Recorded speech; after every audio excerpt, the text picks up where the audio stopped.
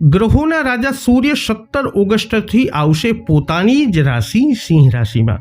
તો આગામી 1 માસ તમારી રાશિ પર સૂર્ય ગોચરનો કેવો થશે પ્રભાવ, આ વિડીયોમાં મિત્રો ચર્ચા કરીશું મેષ, વૃષભ તથા મિથુન રાશિના જાતકોની। તો નમસ્કાર મિત્રો, અંબા એસ્ટ્રોલોજી ગુજરાતી ચેનલમાં આપ બધાનું ખૂબ ખૂબ હાર્દિક સ્વાગત છે। મિત્રો, આપે અમારી ચેનલને સબસ્ક્રાઇબ નથી કરી તો અવશ્ય કરો, આ વિડીયોને લાઇક અને શેર કરવાનું ન ભૂલો। જ્યોતિષને લગતા મૂંઝવતા પ્રશ્નોના સમાધાન માટે તમે અમારો સંપર્ક અવશ્યથી કરી શકો છો। મિત્રો, ગ્રહોના રાજા સૂર્ય જલ્દી જ સિંહ રાશિમાં ગોચર કરવા જઈ રહ્યા છે। સિંહ રાશિ એ રાશિ ચક્રની 5મી રાશિ છે, જે સૂર્યની જ રાશિ છે। સૂર્યનું આ મહત્વપૂર્ણ ગોચર 17 ઓગસ્ટ 2026ના રોજ સવારે 7 કલાક અને 50 મિનિટે થવાનું છે। વૈદિક જ્યોતિષમાં સૂર્યને ઉર્જાનો મુખ્ય સ્ત્રોત માનવામાં આવે છે અને ગ્રહોમાં મુખ્ય ગ્રહનો દરજ્જો છે। સૂર્ય વગર પૃથ્વી ઉપર જીવનની કલ્પના કરવી પણ નામુમકિન છે। સિંહ રાશિ એ સૂર્યની રાશિ છે, એટલે કે તે પોતાની જ રાશિમાં પોતાના જ ઘરમાં પ્રવેશ કરવાના છે। આ ગોચર દરમિયાન ગ્રહોના રાજા સૂર્ય ઘણા વ્યક્તિઓને લાભ આપવાની સ્થિતિમાં આવશે। તો આવો જાણીએ તમારી રાશિ પર કેવો થશે પ્રભાવ। સર્વપ્રથમ ચર્ચા કરીશું જેમના નામના અક્ષરો હોય છે અલય, મેષ રાશિના જાતકોની। મેષ રાશિના જાતકો માટે સિંહ રાશિમાં સૂર્યનું ગોચર એક શક્તિશાળી અને પ્રેરણાદાયક સમય લાવવાનું છે, કારણ કે આ સમય દરમિયાન સૂર્ય તમારી કુંડળીના 5મા ભાવમાં રહેશે। જો તમે છેલ્લા કેટલાય સમયથી માનસિક દબાણ, મૂંઝવણ અથવા આત્મવિશ્વાસનો અભાવ અનુભવી રહ્યા છો, તો હવે પરિસ્થિતિઓ બદલાતી જણાશે। તમારી અંદર ઉર્જા, ઉત્સાહ અને આગળ વધવાની ઈચ્છા ફરી જાગશે। એવું લાગી શકે છે કે તમે તમારા લક્ષ્યો પ્રત્યે પહેલા કરતાં વધુ સ્પષ્ટ અને ગંભીર બની ગયા છો। તમારી આ પ્રવૃત્તિ તમને લોકોમાં માન અને પ્રશંસા અપાવી શકે છે।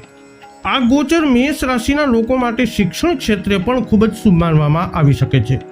વિદ્યાર્થીઓની એકાગ્રતા વધશે અને મુશ્કેલ વિષયોને સમજવાની તેમની ક્ષમતા વધુ મજબૂત બનશે। આ સમય ખાસ કરીને એવા વિદ્યાર્થીઓ માટે અનુકૂળ રહેશે જે સ્પર્ધાત્મક પરીક્ષાઓ, ઉચ્ચ શિક્ષણ, સંશોધન, વ્યાવસાયિક અભ્યાસક્રમો, મેનેજમેન્ટ, ટેકનિકલ વિષયો અથવા કોઈ પણ સર્જનાત્મક ક્ષેત્રોમાં સખત મહેનત કરી રહ્યા છે। તમે તમારા વિચારમાં ગતિ અને તમારી સમજણમાં ઊંડાણ બંને જોઈ શકો છો। જો તમે લાંબા સમયથી કોઈ પરીક્ષા અથવા પ્રોજેક્ટ વિશે ચિંતિત હતા, તો હવે તમે આત્મવિશ્વાસ સાથે વધુ સારું પ્રદર્શન કરી શકો છો। પ્રેમ સંબંધોના દૃષ્ટિકોણથી જોવામાં આવે તો આ ગોચર અસરકારક રહેશે। જો તમે કોઈ સંબંધમાં છો તો સ્પષ્ટતા, આકર્ષણ અને ભાવનાત્મક નિકટતા વધી શકે છે। તમે તમારી લાગણીઓને વધુ ખુલ્લેઆમ વ્યક્ત કરી શકશો અને સંબંધો પ્રત્યે વધુ ગંભીર બની શકો છો। જો તમે નવો સંબંધ શરૂ કરવા માંગતા હો તો આ સમય તમને હિંમત અને આત્મવિશ્વાસ આપી શકે છે। જોકે અહીં એક સાવધાની એ પણ જરૂરી છે કે અતિશય આત્મવિશ્વાસ જીદ કે ઘમંડમાં ન ફેરવવો જોઈએ, નહીં તો નાની નાની બાબતો પર બિનજરૂરી તણાવ ઉત્પન્ન કરી શકે છે। કારકિર્દી અને નાણાકીય જીવનની વાત કરીએ તો મેષ રાશિના લોકો માટે આ સમય ખૂબ જ આશાસ્પદ લાગી રહ્યો છે। નોકરી કરતા લોકોને કાર્યસ્થળ પર માન્યતા, પ્રશંસા અને જવાબદારીઓ મળી શકે છે। જો તમે લાંબા સમયથી તમારી મહેનતનું યોગ્ય પરિણામ ઈચ્છતા હતા, તો હવે તમારા પ્રયત્નો જોવા મળી શકે છે।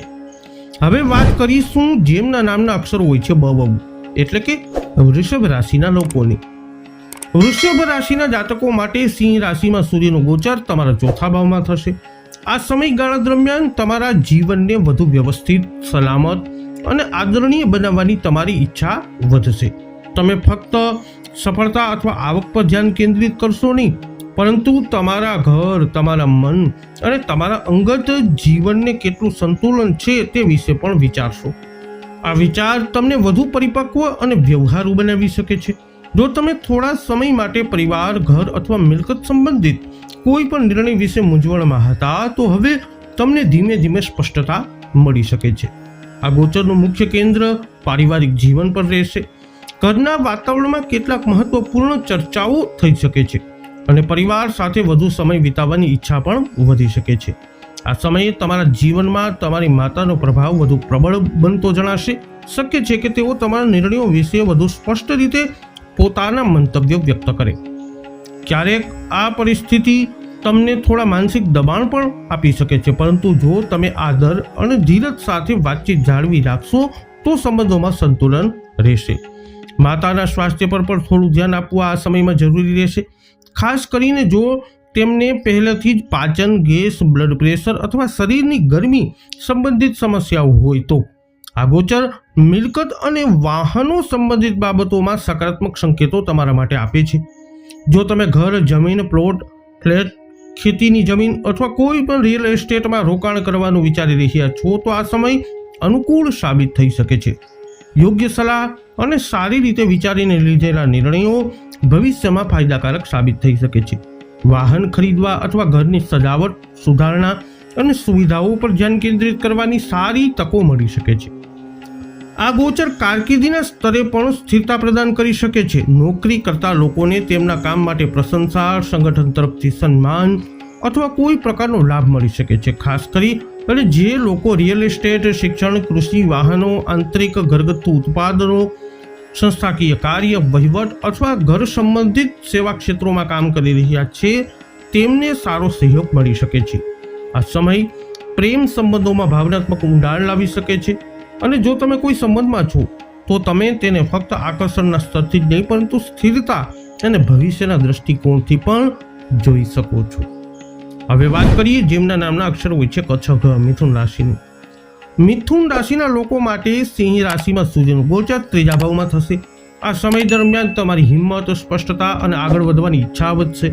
તમે હવે વધુ નિર્ણાયક અને તે કાર્યોને પૂર્ણ કરવા માટે તૈયાર થઈ શકો છો જે તમે મુલતવી રાખતા હતા અથવા આત્મવિશ્વાસનો અભાવ ધરાવતા હતા.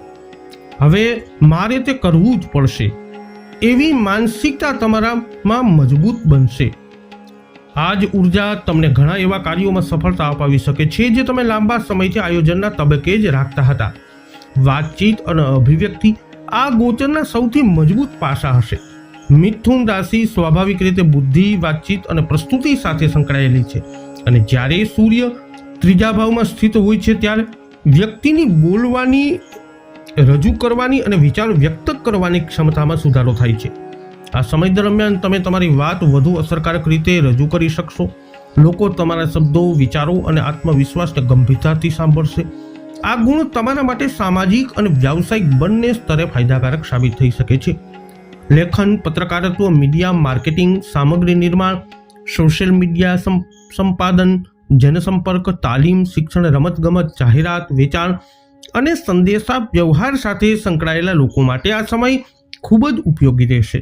જો તમારું કાર્ય શબ્દો, કુશળતા, પ્રસ્તુતિ અથવા સતત પ્રયત્નો પર આધારિત છે તો તમને આ સમયગાળા દરમિયાન માન્યતા, તકો અને પ્રગતિ મળી શકે છે.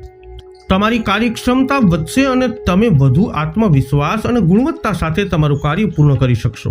આ સમય દરમિયાન ટૂંકી યાત્રાઓ, બહાર ફરવા જવાની, સપ્તાહના અંતે યોજનાઓ બનવાની અથવા કામ સંબંધિત મુસાફરી કરવાની શક્યતાઓ બની શકે છે. આ યાત્રાઓ ફક્ત કંટાળાજનક નથી પરંતુ ક્યારેક ફાયદાકારક અને માનસિક રીતે તાજગી આપનારી પણ સાબિત થઈ શકે છે. આ સમય ખાસ કરીને ભાષા, લેખન, પ્રસ્તુતિ, ચર્ચા, પત્રકારત્વ, સાહિત્ય, પ્રોજેક્ટ આધારિત શિક્ષણ અથવા કોઈ પણ કૌશલ્ય આધારિત શિક્ષણ સાથે જોડાયેલા વિદ્યાર્થીઓ માટે સારું રહેશે. તમારી લેખન અને અભિવ્યક્તિ કુશળતા મજબૂત રહેશે અને તમે તમારા કાર્યો સમયસર પૂર્ણ કરી શકશો. સતત પ્રયત્નો અને સારા પરિણામોની દિશામાં સ્પર્ધાત્મક પરીક્ષાઓની તૈયારી કરતા વિદ્યાર્થીઓ માટે પણ આ સમય મદદરૂપ થઈ શકે છે. સ્વાસ્થ્યની વાત કરીએ તો આ ગોચર સકારાત્મક સંકેતો આપે છે. તમે તમારી તંદુરસ્તી, દિનચર્યા અને શારીરિક પ્રવૃત્તિ પર વધુ ધ્યાન આપી શકો છો. તો મેષ, વૃષભ તથા મિથુન રાશિના જાતકો વૈદિક જ્યોતિષશાસ્ત્ર અનુસાર 17 ઓગસ્ટથી પોતાની સિંહ રાશિમાં પ્રવેશ કરતાની સાથે સૂર્ય તમારી રાશિ પર કંઈક આવો કરી શકે છે પ્રભાવ. આ વિડીયો અંગેના તમારા અભિપ્રાય, તમારા મંતવ્ય કોમેન્ટમાં જણાવજો. વિડીયોને લાઇક કરજો, શેર કરજો. હજુ સુધી આપે અમારી ચેનલને સબસ્ક્રાઇબ નથી કરી તો અવશ્ય સબસ્ક્રાઇબ કરી લેજો. ફરી મળીશું નવા વિડીયોમાં. જય અંબે.